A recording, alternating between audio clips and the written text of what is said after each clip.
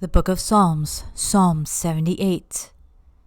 Give ear, O my people, to my law. Incline your ears to the words of my mouth. I will open my mouth in a parable. I will utter dark sayings of old, which we have heard and known, and our fathers have told us. We will not hide them from their children, showing to the generation to come the praises of the Lord, and his strength and his wonderful works that he hath done. For he established a testimony in Jacob, and appointed a law in Israel, which he commanded our fathers, that they should make them known to their children, that the generation to come might know them, even the children which should be born, who should arise and declare them to their children, that they might set their hope in God, and not forget the works of God, but keep his commandments, and might not be as their fathers, a stubborn and rebellious generation, a generation that set not their heart aright, and whose spirit was not stedfast with God. The children of Ephraim, being armed and carrying bows, turned back in the day of battle. They kept not the covenant of God, and refused to walk in his law, and forgat his works, and his wonders that he had showed them. Marvelous things did he in the sight of their fathers, in the land of Egypt, in the field of Zoan. He divided the sea, and caused them to pass through, and he made the waters to stand as an heap.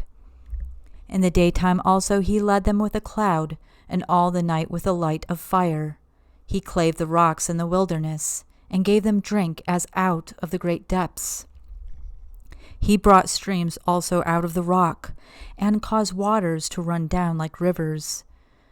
And they sinned yet more against him by provoking the Most High in the wilderness. And they tempted God in their heart by asking for meat for their lust. Yea, they spake against God.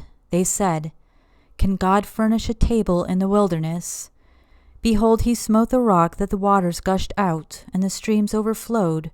Can he give bread also? Can he provide flesh for his people? Therefore the Lord heard this, and was wroth. So a fire was kindled against Jacob, and anger also came up against Israel, because they believed not in God, and trusted not in his salvation, though he had commanded the clouds from above, and opened the doors of heaven, and had rained down manna upon them to eat, and had given them of the corn of heaven. Man did eat angels' food. He sent them meat to the full. He caused an east wind to blow in the heaven, and by his power he brought in the south wind. He rained flesh also upon them as dust, and feathered fowls like as the sand of the sea. And he let it fall in the midst of their camp, round about their habitations. So they did eat, and were well filled, for he gave them their own desire. They were not estranged from their lust. But while their meat was yet in their mouths, the wrath of God came upon them, and slew the fattest of them, and smote down the chosen men of Israel. For all this they sinned still, and believed not for his wondrous works. Therefore their days did he consume in vanity, and their years in trouble. When he slew them, then they sought him, and they returned and inquired early after God. And they remembered that God was their rock, and the high God their Redeemer. Nevertheless, they did flatter him with their mouth, and they lied unto him with their tongues. For their heart was not right with him, neither were they steadfast in his covenant. But he, being full of compassion, forgave their iniquity, and destroyed them not. Yea, many a time turned he his anger away, and did not stir up all his wrath. For he remembered that they were but flesh, a wind that passeth away, and cometh not again. How oft did they provoke him in the wilderness, and grieve him in the desert? Yea, they turned back and tempted God, and limited the Holy One of Israel. They remembered not his hand, nor the day when he delivered them from the enemy. How he had wrought his signs in Egypt, and his wonders in the field of Zoan, and had turned their rivers into blood, and their floods that they could not drink. He sent divers sorts of flies among them, which devoured them, and frogs, which destroyed them. He gave also their increase unto the caterpillar, and their labor unto the locust. He destroyed their vines with hail, and their sycamore trees with frost. He gave up their cattle also to the hail, and their flocks to hot thunderbolts. He cast upon them the fierceness of his anger, wrath, and indignation and trouble by sending evil angels among them. He made a way to his anger. He spared not their soul from death, but gave their life over to the pestilence, and smote all the firstborn in Egypt, the chief of their strength in the tabernacles of Ham, but made his own people to go forth like sheep, and guided them in the wilderness like a flock.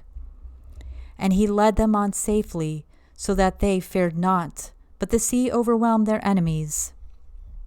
And he brought them to the border of his sanctuary, even to this mountain, which his right hand had purchased. He cast out the heathen also before them, and divided them an inheritance by line, and made the tribes of Israel to dwell in their tents. Yet they tempted and provoked the Most High God, and kept not his testimonies, but turned back, and dealt unfaithfully like their fathers.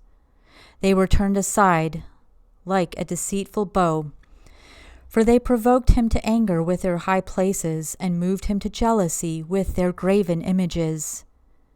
When God heard this, he was wroth, and greatly abhorred Israel, so that he forsook the tabernacle of Shiloh, the tent which he placed among men, and delivered his strength into captivity, and his glory into the enemy's hand.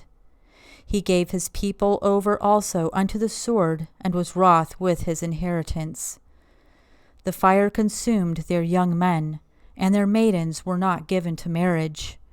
Their priests fell by the sword, and their widows made no lamentation. Then the Lord awaked as one out of sleep, and like a mighty man that shouteth by reason of wine. And he smote his enemies in the hinder parts. He put them to a perpetual reproach. Moreover, he refused the tabernacle of Joseph, and chose not the tribe of Ephraim, but chose the tribe of Judah, the Mount Zion, which he loved. And he built his sanctuary like high palaces, like the earth which he had established forever. He chose David also his servant, and took him from the sheepfolds. From following the ewes, great with young, he brought him to feed Jacob his people, and Israel his inheritance. So he fed them according to the integrity of his heart, and guided them by the skillfulness of his hands.